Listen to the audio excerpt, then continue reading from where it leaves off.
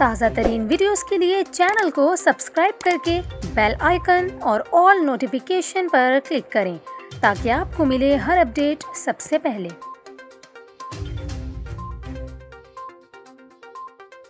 और अभी आपको खबर दें, सिंध हुकूमत ने भी तालीमी इदारों में मौसम सरमा की छुट्टियों से मुतालिक अहम फैसला कर लिया। इससे कबल NCOC की जानिब से तालीमी इदारों में 3 जनवरी से छुट्टियों का ऐलान किया गया था, जिसके बाद अब सिंध हुकूमत का फैसला भी सामने आ गया है।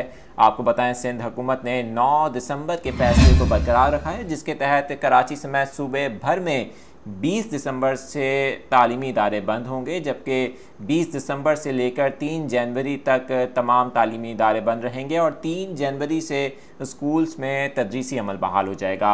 आपको बताएं, इससे कबल national command and operation centre की जानिब से तालीमी इदारों में सर्दियों की छुट्टियां 3 जनवरी 2022 से होने का ऐलान किया गया था। NCOC का कहना है कि ज़्यादा वैक्सीनेशन का अमल उसी वक्त हो सकता है जब तालीमी इदारे खुले रहेंगे, क्योंकि लाखों तलबा ने अभी तक वैक्सीनेशन नहीं करवाई। NCOC की जानिब से वालिदैन से गुजारिश की गई कि वो अपने बच्चों को फौरी वैक्सीनेशन करवाएं।